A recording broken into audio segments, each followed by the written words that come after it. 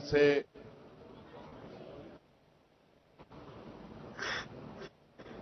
Light house project के इस उद्घाटन शिलान्यास कार्यक्रम में हमारे साथ उपस्थित हमारे देश के प्रधानमंत्री आदरणीय प्रधानमंत्री जी, हमारे साथ उपस्थित स्थानीय सांसद, विधायक, उप महापौर, पदाधिकारीगण, आज के इस शिलान्यास कार्यक्रम में अपनी ओर से मैं आप सबका हार्दिक अभिनंदन करते हुए प्रधानमंत्री जी को जोहार करता हूं।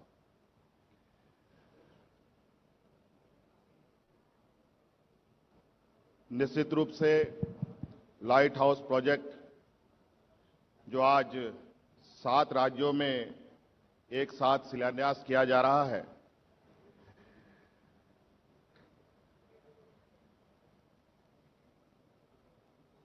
ये प्रोजेक्ट के माध्यम से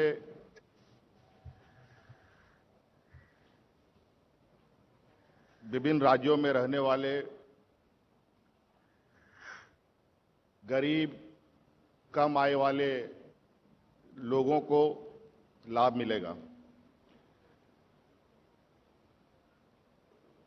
आदरणीय प्रधानमंत्री जी, निश्चित रूप से एक लंबी दूरदर्शिता के साथ आपने ये योजना प्रारंभ किया है। वैसे हम वर्षों से लगातार ग्रामीण और शहरी क्षेत्रों में गरीबों को आवाज दे रहे हैं और एक बड़ी पहल शहरी क्षेत्रों के लिए आपने किया है। इसके लिए मैं आपको धन्यवाद देता हूं और एक संक्षिप्त आग्रह करना चाहूंगा सर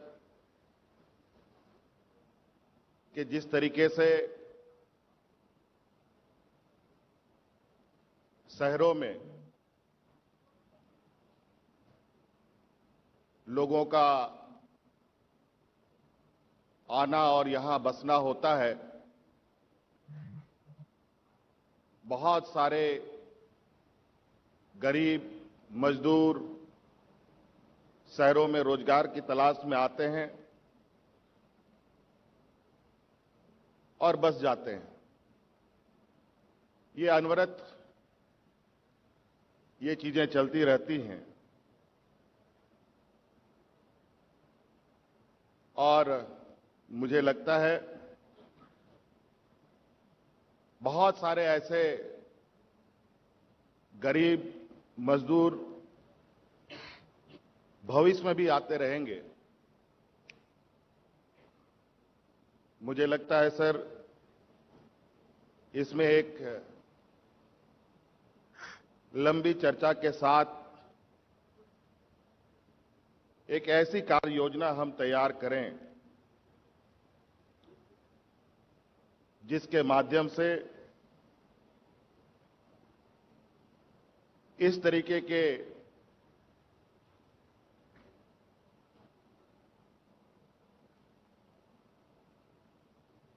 लोगों को हम लोग समय समय पर मदद पहुंचा सकें।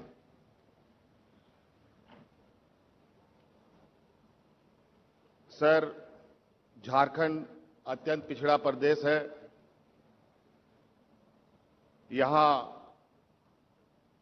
इस एलएचपी प्रोजेक्ट के माध्यम से 1008 घरों को बनना है और इसमें सर राज्य सरकार, केंद्र सरकार की एक हिस्सेदारी है और लाभुकों की एक हिस्सेदारी है।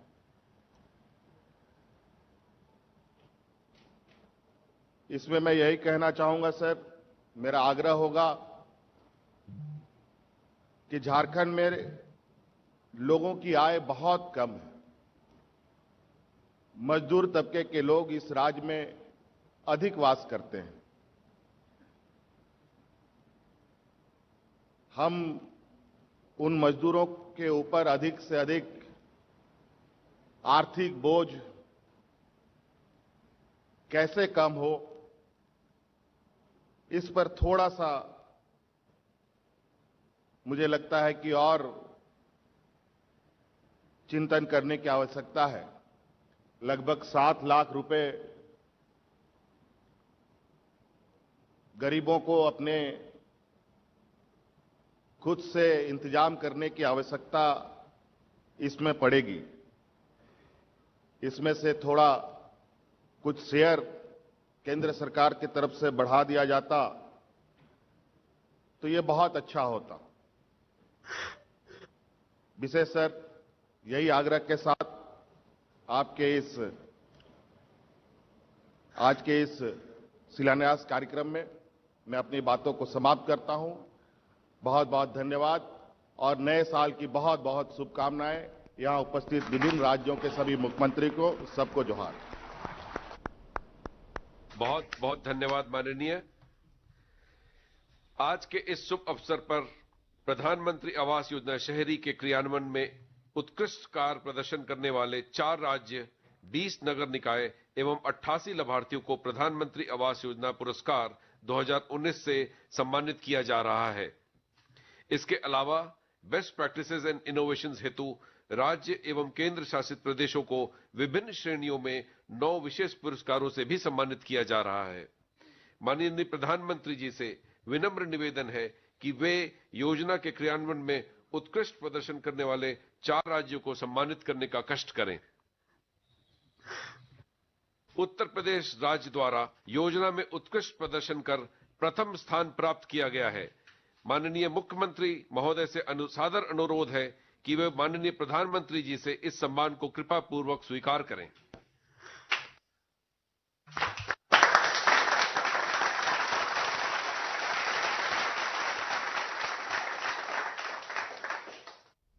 बहुत बहुत धन्यवाद माननीय। मध्य प्रदेश राज्य द्वारा द्वितीय स्थान प्राप्त किया गया है। माननीय मुख्यमंत्री महोदय से अनुरोध है कि वे कृपा पूर्वक इस सम्मान को स्वीकार करें।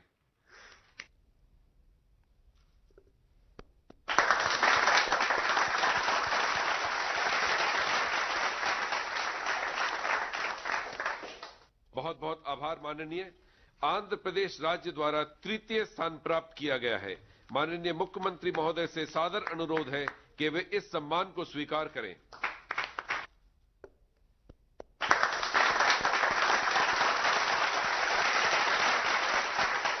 आपका बहुत बहुत धन्यवाद माननीय। त्रिपुरा राज्य द्वारा योजना में उत्तर पूर्वी और पहाड़ी राज्यों की श्रेणी में उत्कृष्ट प्रदर्शन किया गया है। माननीय मुख्यमंत्री महोदय से अनुरोध है कि वो कृपा पूर्वक इस सम्मान को स्वीकार करें।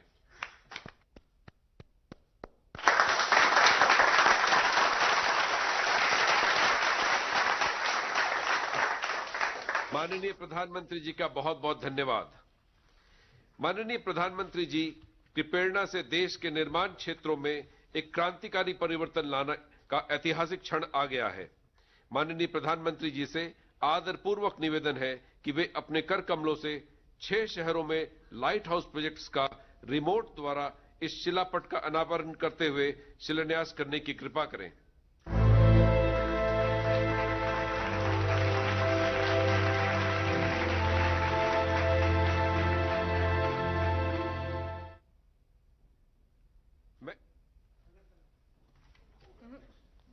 माननीय प्रधानमंत्री जी से माननीय राज्यपाल एवं माननीय मुख्यमंत्री त्रिपुरा से निवेदन है कि वे मुख्यमंत्री झारखंड से निवेदन है कि वे रांची में precast concrete construction system precast volumetric तकनीक से बनने वाले लाइट हाउस प्रोजेक्ट का शिलान्यास करने का कष्ट करें।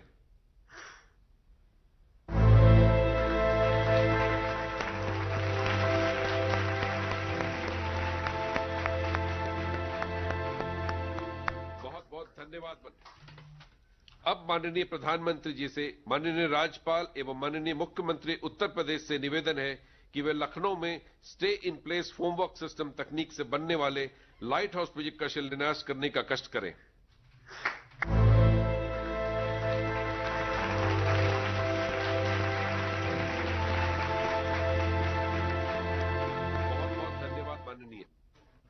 अब माननीय प्रधानमंत्री जी से माननीय राज्यपाल एवं माननीय मुख्यमंत्री मध्य प्रदेश से निवेदन है कि वे इंदौर में pre fabricated sandwich panel system तकनीक से बनने वाले लाइट हाउस प्रोजेक्ट का शिलान्यास करने का कष्ट करें।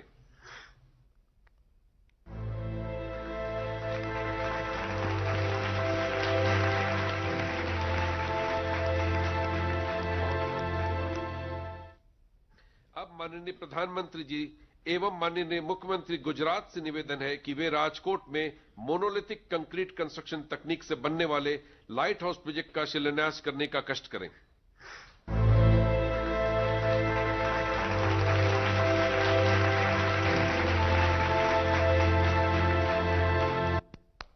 बहुत बहुत धन्यवाद महोदय।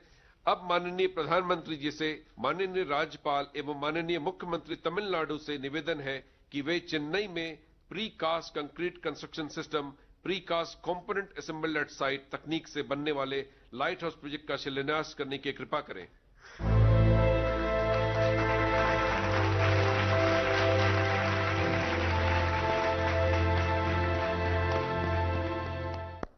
बहुत बहुत धन्यवाद माननीय।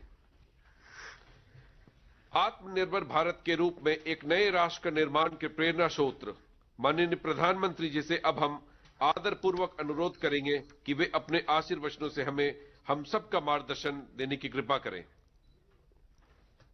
नमस्कार। केंद्रीय मंत्रिमंडल में मेरे सहयोगी श्रीमान हरदीप सिंह पुरी जी,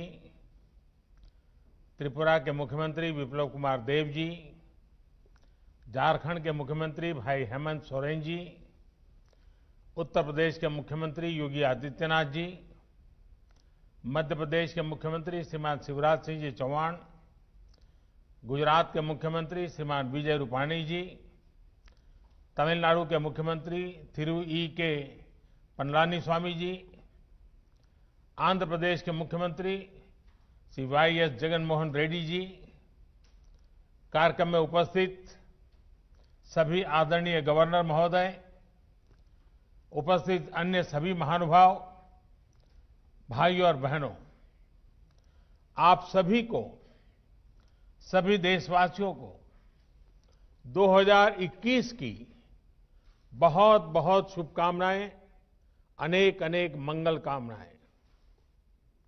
आज नई ऊर्जा के साथ, नए संकल्पों के साथ और नए संकल्पों को सिद्ध करने के लिए तेज गति से आगे बढ़ने का आज शुभारंभ है। आज गरीबों के लिए, मध्यम वर्ग के लिए, घर बनाने के लिए नई टेक्नोलॉजी देश को मिल रही है। तकनीकी भाषा में आप इसे लाइट हाउस प्रोजेक्ट कहते हैं। मैं मानता हूं ये 6 प्रोजेक्ट वाकई लाइट हाउस प्रकाश स्तंभ की तरह है। ये 6 लाइट हाउस प्रोजेक्ट देश में हाउसिंग कंस्ट्रक्शन को नई दिशा दिखाएंगे। देश के पूर्व, पश्चिम, उत्तर, दक्षिण हर क्षेत्र से राज्यों का इस अभियान में जुटना कोऑपरेटिव फेडरलिज्म की हमारी भावना को और मजबूत कर रहा है। साथियों, ये लाइट हाउस प्रोजेक्ट अब देश के काम करने के तौर तरीकों का भी एक उत्तम उदाहरण है। हमें इसके पीछे जो बड़े विजन को भी समझना होगा। एक समय में आवास योजनाएं केंद्र सरकारों की प्राथमिकता में उतनी नहीं थी जितनी होनी चाहिए। सरकार घर निर्माण की बारीकियों और क्वालिटी पर नहीं जाती थी, लेकिन हमें पता है बिना काम के विस्तार में ये जो बदलाव किए गए हैं, अगर ये बदलाव न होते कितना कठिन होता। आज देश ने एक अलग अप्रोच चुनी है, एक अलग मार्ग अपनाया है। साथियों, हमारे यहां ऐसी कई चीजें हैं जो प्रक्रिया में बदलाव किए बिना ऐसे ही निरंतर चलती जाती है, चलता है, होने दो। हाउसिंग से जुड़ा मामला भी बिल्कुल ऐसा ही रहा है। हमने इसको बदलने की ठानी। हमारे देश को बेहतर टेक्नोलॉजी क्यों नहीं मिलनी चाहिए? हमारे गरीब को लंबे समय तक ठीक रहने वाले घर क्यों नहीं मिलने चाहिए? हम जो घर बनाते हैं वो तेजी से पूरे क्यों ना हो? सरकार के मंत्रालयों के लिए ये जरूरी है कि वो बड़े और सुस्त स्ट्रक्चर जैसे ना हो, बल्कि स्टार्टअप की तरह चुस्त भी हो और दुरुस्त भी होने चाहिए। इसके लिए हमने ग्लोबल हाउसिंग टेक्नोलॉजी चैलेंज का आयोजन किया और दुनिया भर की अग्रणी कंपनियों को हिंदुस्तान में निमंत्रित किया। मुझे खुशी है कि दुनिया भर की 50 से ज्यादा इनोवेटिव कंस्ट्रक्शन टेक्नोलॉजी ने इस समारोह में हिस्सा लिया, इस स्पर्धा में हिस्सा लिया। इस ग्लोबल चैलेंज से हमें नई टेक्नोलॉजी को लेकर इनोवेट और इंक्यूबेट करने का स्कोप मिला है। इसी प्रक्रिया के अगले चरण में अब आज से अलग अलग साइट्स पर 6 लाइट हाउस प्रोजेक्ट का काम शुरू हो रहा है। ये लाइट हाउस प्रोजेक्ट्स आधुनिक टेक्नोलॉजी और इनोवेटिव प्रोसेस से बनेंगे। इसमें इंफ्रास्ट्रक्चर का टाइम कम होगा, इसमें कंस्ट्रक्शन का टाइम कम होगा और गरीबों को ज्यादा रेजिलिएंट, अफोर्डेबल और कंफर्टेबल घर तैयार होंगे। जो एक्सपर्ट्स हैं उन्हें तो इसके बारे में पता है, लेकिन देशवासियों को भी इनके बारे में जानना जरूरी है, क्योंकि आज ये टेक्नोलॉजी एक शहर में इस्तेमाल हो रही है, कल को इन्हीं का विस्तार पूरे देश में किया जा सकता है। साथियों, इंदौर में जो घर बन रहे हैं वो उनमें ईंट और गारे की दीवारें नहीं होगी, बल्कि pre fabricated sandwich panel system इसमें इस्तेमाल होगा। राजकोट में टनल के जरिए मोनोलिथिक कंक्रीट कंस्ट्रक्शन इस टेक्नोलॉजी का उपयोग करेंगे। फ्रांस की इस टेक्नोलॉजी से हमें गति भी मिलेगी और घर आपदाओं को झेलने में ज्यादा सक्षम भी बनेगा। चेन्नई में अमेरिका और फिनलैंड की प्री कास्ट कंक्रीट सिस्टम का उपयोग करेंगे, जिससे घर तेजी से भी बनेगा और सस्ता भी होगा। रांची में जर्मनी के 3D कंस्ट्रक्शन सिस्टम से घर बनाएंगे। इसमें हर कमरा अलग से बनेगा और फिर पूरे स्ट्रक्चर को वैसे ही जोड़ा जाएगा जैसे लेगो ब्लॉक्स के खिलौनों को जोड़ते हैं। अगरतला में न्यूजीलैंड की स्टील फ्रेम से जुड़ी टेक्नोलॉजी से घर बनाए जा रहे हैं। जहां भूकंप का खतरा ज्यादा होता है, वहां ऐसे घर बेहतर होते हैं। लखनऊ में कनाडा की टेक्नोलॉजी यूज कर रहे हैं, जिसमें प्लास्टर और पेंट की जरूर नहीं पड़ेगी और इसमें पहले से तैयार पूरी दीवारों का उपयोग किया जाएगा। इससे घर और तेजी से बनेंगे। हर लोकेशन पर 12 महीनों में 1000 घर बनाए जाएंगे। एक साल में 1000 घर। इसका मतलब ये हुआ कि प्रतिदिन 2.5 से 3 घर बनाने की एवरेज आएगी। एक महीने में करीब करीब 90-100 मकान बनेंगे और साल भर में 1000 मकान बनाने का लक्ष्य है। अगली 26 जनवरी के पहले इस काम में ये सफलता पाने का इरादा है। साथियों, ये प्रोजेक्ट एक प्रकार से इंक्यूबेशन सेंटर्स ही होंगे, जिससे हमारे प्लानर्स, आर्किटेक्ट्स, इंजीनियर्स और स्टूडेंट्स सीख पाएंगे और नई टेक्नोलॉजी एक्सपेरिमेंट कर पाएंगे। मैं देश भर की इस प्रकार की सभी यूनिवर्सिटी से आग्रह करता हूं, सभी इंजीनियरिंग कॉलेज से आग्रह करता हूं कि इस फील्ड में जुड़े हुए आपके प्रोफेसर्स, आपकी फैकल्टी, आपके स्टूडेंट्स 10-10, 15-15 के ग्रुप बनाएं। एक वीक के लिए इन 6 साइट पर रहने के लिए चले जाएं, पूरी तरह उसका अध्ययन करें, वहां की सरकारें भी उनको मदद करें और एक प्रकार से देश भर की हमारी यूनिवर्सिटी के लोग ये जो पायलट प्रोजेक्ट हो रहे हैं, एक प्रकार से इंक्यूबेटर्स हो रहे हैं, वहां जाकर के टेक्नोलॉजी, और मैं ये चाहूंगा कि हमें आंख बंद करके किसी टेक्नोलॉजी को अडॉप्ट करने की जरूरत नहीं है।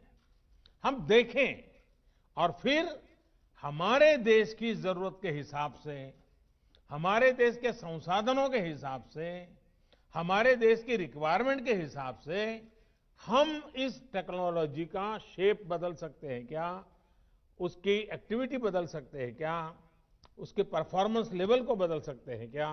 मैं पक्का मानता हूं हमारे देश के नौजवान ये देखेंगे, उसमें जरूर वैल्यू एडिशन करेंगे, कुछ नयापन जोड़ेंगे और सचमुच में देश एक नई दिशा में तेज गति से आगे बढ़ेगा। इसी के साथ साथ घर बनाने से जुड़े लोगों को नई टेक्नोलॉजी से जुड़ी स्किल अपग्रेड करने के लिए सर्टिफिकेट कोर्स भी शुरू किया जा रहा है। ये बहुत बड़ा काम है। हमने इसके साथ human resource development, skill development, इसको साइमल्टेनियस शुरू किया है। ऑनलाइन आप पढ़ सकते हैं, इस नई टेक्नोलॉजी को समझ सकते हैं, आप एग्जाम देकर के सर्टिफिकेट प्राप्त कर सकते हैं। ये इसलिए किया जा रहा है ताकि देशवासियों को घर निर्माण में दुनिया की बेस्ट टेक्नोलॉजी और मटेरियल मिल सके। साथियों, देश में ही आधुनिक हाउसिंग टेक्नोलॉजी से जुड़ी रिसर्च और स्टार्टअप्स को प्रमोट करने के लिए आशा इंडिया प्रोग्राम चलाया जा रहा है। इसके माध्यम से भारत में ही 21वीं सदी के घरों के निर्माण की नई और सस्ती टेक्नोलॉजी विकसित की जाएगी। इस अभियान के तहत 5 सर्वश्रेष्ठ तकनीकों को चयन भी किया गया है। अभी मुझे बेहतरीन कंस्ट्रक्शन टेक्नोलॉजी पर आधारित किताब और ऑनलाइन सर्टिफिकेट कोर्स नवरीति, इससे जुड़ी पुस्तकों के विमोचन का भी अवसर मिला। इनसे जुड़ी सभी साथियों को भी इस एक प्रकार से होलिस्टिक अप्रोच के लिए मैं सभी साथियों को बहुत बहुत बधाई देता हूं। साथियों, शहर में रहने वाले गरीब हो या फिर मध्यम वर्ग के, उन सब से और इन सब का एक सबसे बड़ा सपना क्या होता है? हर किसी का सपना होता है अपना घर। किसी को भी पूछिए, उसके मन में होता है भाई ये घर बना ले, बच्चों को जिंदगी अच्छी चली जाएगी। वो घर जिसमें उनकी खुशियां जुड़ी होती हैं, सुख दुख जुड़े होते हैं, बच्चों की परवरिश जुड़ी होती है, मुश्किल के समय एक गारंटी भी जुड़ी होती है कि चलो कुछ नहीं है तो ये अपना घर तो है ही है। लेकिन बीते वर्षों में अपने घर को लेकर लोगों का भरोसा टूटता जा रहा था। जीवन भर की पूंजी लगाकर घर खरीद तो लिया, पैसे तो जमा कर दिए, लेकिन घर कागज पर ही रहता था। घर मिल जाएगा इसका भरोसा नहीं रह गया था। कमाई होने के बावजूद भी अपनी जरूरत भर का घर खरीद पाएंगे इसका भरोसा भी डगमगा गया था। वजह क्योंकि कीमतें इतनी ज्यादा हो गई थी। एक और भरोसा जो टूट गया था वो ये कि क्या कानून हमारे साथ देगा कि नहीं देगा। अगर बिल्डर के साथ कोई झगड़ा हो गया, मुसीबत आ गई, तो ये भी एक चिंता का विषय था। हाउसिंग सेक्टर की ये स्थिति हो गई थी कि किसी गड़बड़ी की स्थिति में सामान्य व्यक्ति को ये भरोसा ही नहीं था कि कानून उसके साथ खड़ा होगा। और साथियों, इन सब से वो किसी तरह निपटकर आगे बढ़ना भी चाहता था। तो बैंक की ऊंची ब्याज, कर्ज मिलने में होने वाली मुश्किलें उसके और इन सपनों को फिर एक बार नीचे पस्त कर देती थी। आज मुझे संतोष है कि बीते 6 वर्षों में देश में जो कदम उठाए गए हैं उसने एक सामान्य मानवी का, खास करके मेहनतकश मध्यम वर्गीय परिवार का ये भरोसा लौटाया है कि उसका भी अपना घर हो सकता है, अपना मालिकी का घर हो सकता है। अब देश का फोकस है गरीब और मध्यम वर्ग की जरूरतों पर। अब देश ने प्राथमिकता दी है शहर में रहने वाले लोगों की संवेदनाओं को, उनकी भावनाओं को। प्रधानमंत्री आवास योजना के तहत शहरों में बहुत ही कम समय में लाखों घर बनाकर दिए जा चुके हैं। लाखों घरों के निर्माण का काम जारी भी है। साथियों, अगर हम पीएम आवास योजना के तहत बनाए गए लाखों घरों के काम पर नजर डालें तो उसमें इनोवेशन और इम्प्लीमेंटेशन दोनों पर फोकस मिलेगा। बिल्डिंग मटेरियल से मैं स्थानीय जरूरतों और घर के मालिक की अपेक्षाओं के अनुसार इनोवेशन नजर आएगा। घर के साथ साथ दूसरी योजनाओं को भी एक पैकेज के रूप में इससे जोड़ा गया है। इससे जो गरीब को घर मिल रहा है उसमें पानी, बिजली, गैस, ऐसी जो उसकी आवश्यक सुविधाएं हैं, ऐसी अनेक सुविधाएं सुनिश्चित की जा रही हैं। इतना ही नहीं, पारदर्शिता सुनिश्चित करने के लिए हर घर की जियो टैगिंग की जा रही है। जियो टैगिंग के कारण हर चीज का पता चलता है। इसमें भी टेक्नोलॉजी का पूरा इस्तेमाल किया जा रहा है। घर निर्माण के हर स्टेज की तस्वीर वेबसाइट पर अपलोड करनी पड़ती है। घर बनाने के लिए जो सरकारी मदद है वो सीधे लाभार्थी के बैंक खाते में भेजी जाती है। और मैं राज्यों का भी आभार व्यक्त करूंगा क्योंकि इसमें वो भी बहुत सक्रियता से साथ चल रहे हैं। आज कई राज्यों को इसके लिए सम्मानित करने का भी मुझे सौभाग्य मिला है। मैं इन राज्यों को जो विजयी हुए हैं, जो आगे बढ़ने के लिए मैदान में आए हैं, उन सभी राज्यों को विशेष रूप से बधाई देता हूं। साथियों, सरकार के प्रयासों का बहुत बड़ा लाभ शहरों में रहने वाले मध्यम वर्ग को हो रहा है। मध्यम वर्ग को अपने पहले घर के लिए एक तय राशि के होम लोन पर ब्याज में छूट दी जा रही है। अभी कोरोना संकट के दौरान भी सरकार ने होम लोन पर ब्याज में छूट की विशेष योजना शुरू की। मध्यम वर्ग के साथियों के जो घर बरसों से अधूरे पड़े थे, उनके लिए 25,000 करोड़ रुपए का विशेष फंड भी बनाया गया है। साथियों, इन सारे फैसलों के साथ ही लोगों के पास अब रेरा जैसा कानून की शक्ति भी है। रेरा ने लोगों में ये भरोसा लौटाया है कि जिस प्रोजेक्ट में वो पैसा लगा रहे हैं वो पूरा होगा, उनका घर अब फंसेगा नहीं। आज देश में लगभग 60,000 रियल एस्टेट प्रोजेक्ट्स रेरा के तहत रजिस्टर्ड है। इस कानून के तहत हजारों शिकायतों का निपटारा किया जा चुका है, यानी हजारों परिवारों को उनका घर मिलने में मदद मिली है। साथियों, हाउसिंग फॉर ऑल यानी सबके लिए घर, इस लक्ष्य की प्राप्ति के लिए जो चौतरफा काम किया जा रहा है, वो करोड़ों गरीबों और मध्यम वर्ग परिवारों के जीवन में बड़े परिवर्तन ला रहा है।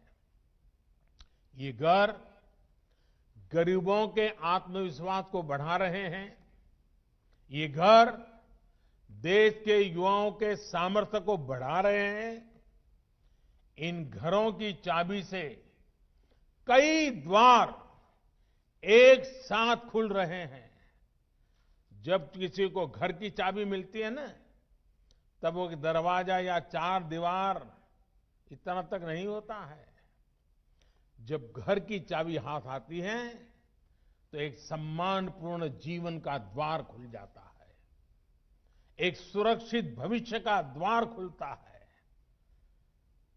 जब घर के मकान के मालिकी का हक आ जाता है, चाबी मिलती है, तब बचत का भी द्वार खुलता है, अपने जीवन के विस्तार का द्वार खुलता है।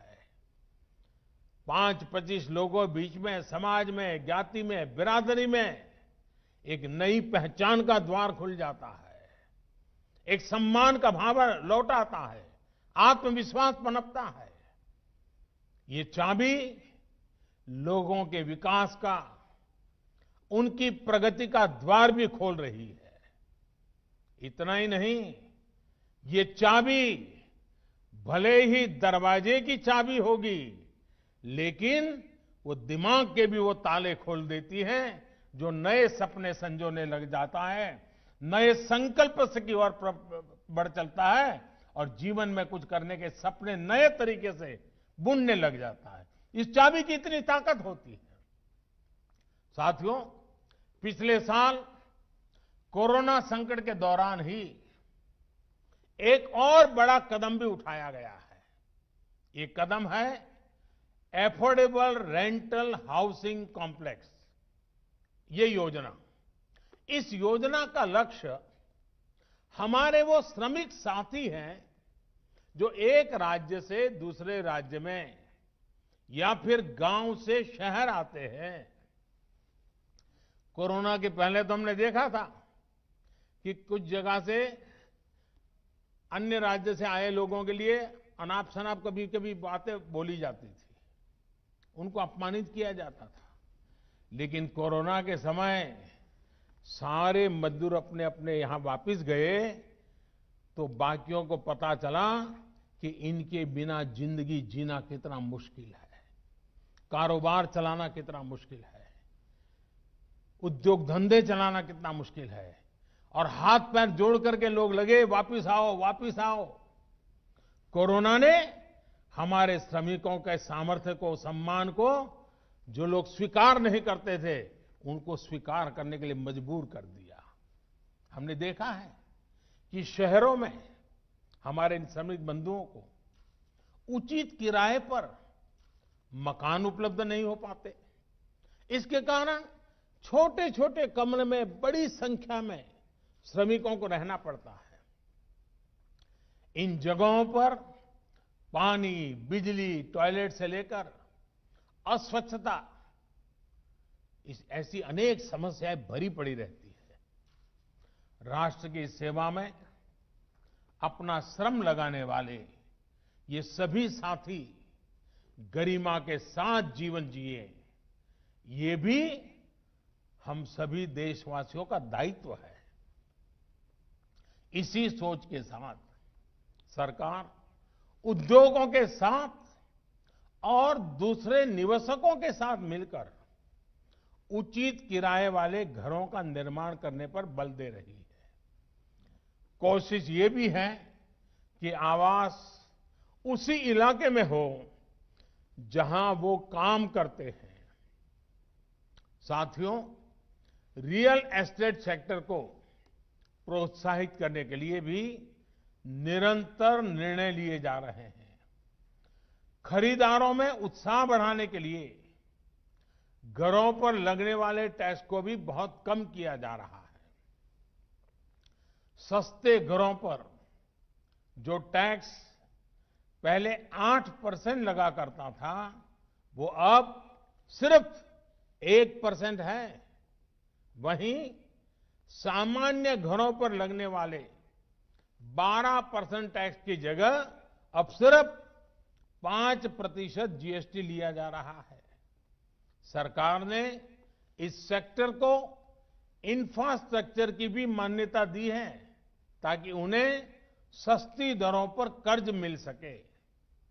साथियों, बीते सालों में जो रिफॉर्म्स किए गए हैं उसमें कंस्ट्रक्शन परमिट को लेकर 3 साल में ही हमारी रैंकिंग 185 से सीधी 27 पर आ पहुंची है।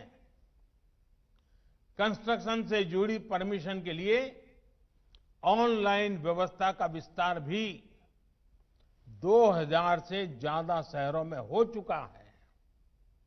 अब इस नए साल में इसको देश भर के सभी शहरों में लागू करने के लिए हम सभी को मिलकर काम करना है।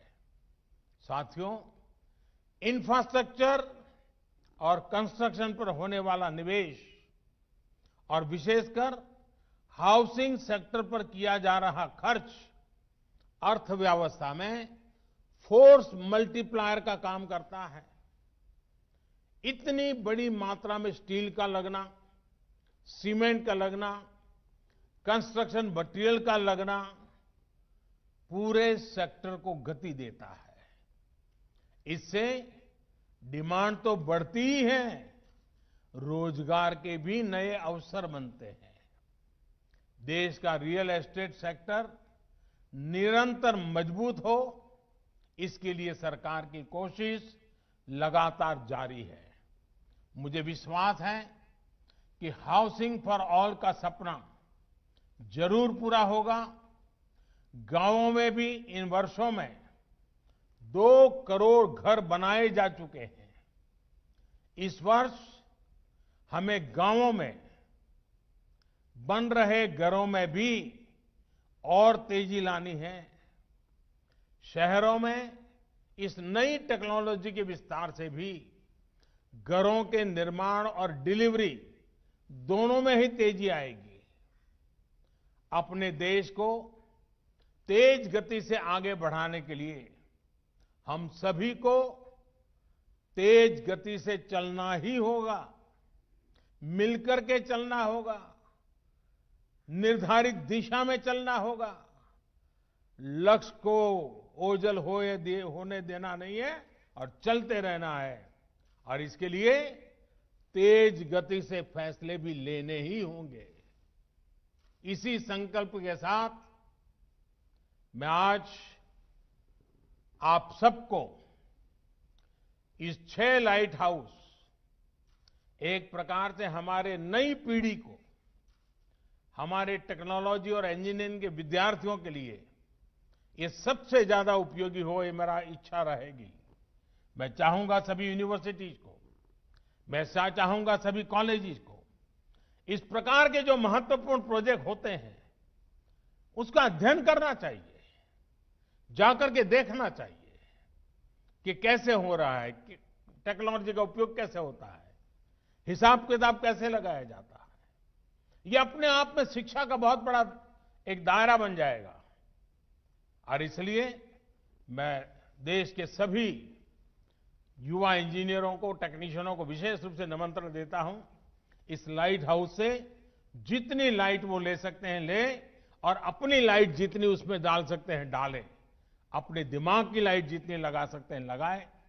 आप सबको इस नव वर्ष की बहुत बहुत शुभकामनाएं। इस 6 लाइट हाउस के लिए बहुत बहुत शुभकामनाएं। बहुत बहुत धन्यवाद।